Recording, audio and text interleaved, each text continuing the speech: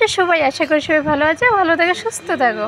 Happy Loknath পূজা সবাইকে। কার কার বাসার পাশে লোকনাথ পুজো হচ্ছে কমেন্টে নিশ্চয়ই বলো। আর এই লোকনাথ পুজো এই সিজনে আমার ভীষণ ভালো লাগে। আর সবথেকে বড় কথা আমার সৌভাগ্য, আমার ভীষণ ভালো লাগে লোকনাথ পুজো, কালী পুজো, দুর্গা পুজো। তো আমার সবথেকে সৌভাগ্য যে আমি এই বাবার বাড়িতে এসেই লোকনাথ পুজো পেয়ে গেছি। যেহেতু আমরা গতকালকে চলে যেতাম, কিন্তু তারপর বাবা লোকনাথের মানে কৃপা ছিল যে আজকে পুজো দেখবো। কিন্তু প্রচণ্ড বৃষ্টি হয়েছে, আমরা এখানে দাঁড়িয়ে বৃষ্টি ভিজছি। আর এই যে আমাদের ব্রাহ্মণ দাদাভাই দেখতে পাচ্ছ, নিজেকে কি সুন্দর এই বাবা লোকনাথের পাশে বসে বসে নিজেকে কভার করছে, আর আমরা এখানে সবাই ভিজছি। তাই ওনাকে আমি শ্যুট করে রেখেছি। আমরা বহুত চিন পরিচিত দাদাভাই, তো একটু ঢং করেছিলাম, তো ভিডিও করে রাখার জন্য বলছিলেন। তো দেখো প্রচণ্ড বৃষ্টি, আর এই আমাদের ঘরের পাশে রোডটা ফ্লাড হয়ে গেছে।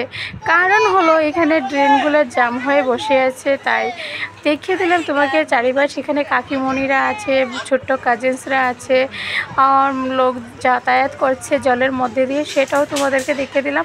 পাশে আমাদের কালী মন্দির, সেই কালী মন্দিরে খিচুড়ি রান্না চলছে। তো এখানে যজ্ঞ চলছে, হোম, তোমাদেরকে সেটাও দেখিয়ে দিলাম। ভাই এখানে জিজুর সাথে কি আলাপ করছিল, তো এখন তোমাদেরকে দেখালাম। আমাদের অঞ্জলি নেওয়া হয়ে গেছে। বড় সৌভাগ্য হয়েছে আজকে বাবা লোকনাথের প্রাণ ভরে অঞ্জলি নিলাম। তো মেয়েটাকে মন্দিরে নিয়ে আসিনি, ভালো হয়েছে। ভীষণ বৃষ্টি ছিল, একদম পাশে আমাদের মন্দির আর ঘর, তাই ভাবলাম পরে নিয়ে আসবো। এখানে আমি দক্ষিণা দিতে এসেছি, আর নিয়ে আমার ভিজে গেছি, তো তাই আমার কীরকম এটা কিটকিট করছিল। তারপর আমি এখানে ধূপকাঠি মোমবাতি নিয়ে কালী মন্দিরে যাওয়ার জন্য উপস্থিত। তো আমি এখানে একটু সময়ের জন্য দাঁড়িয়ে আবহাওয়াগুলো দেখছিলাম চারিদিকে। একটু বৃষ্টির পর একটু রৌদ্র উঠেছিল, তো একটু ভিজা ভিজা গায়ে রৌদ্রের তেজ একটা আলাদাই মানে ভালো লাগছিল। আর এর মধ্যে আমার হাজব্যান্ড কী করছে, মোবাইল অন করে আমাকে ভিডিও করে নিয়েছে। তারপর আমরা স্মৃতি হিসেবে তোমাদের সাথে শেয়ার করব, থাকবে, দেখব। আর এখানে সবাই বসে ভাইরাও অঞ্জলি নিতেছিল। আর এই যে নিজের লুকসটা দেখিয়ে দিলাম, দেখেছি এখানে ভাইরা অঞ্জলি নিচ্ছে, সবাই বসে আছে।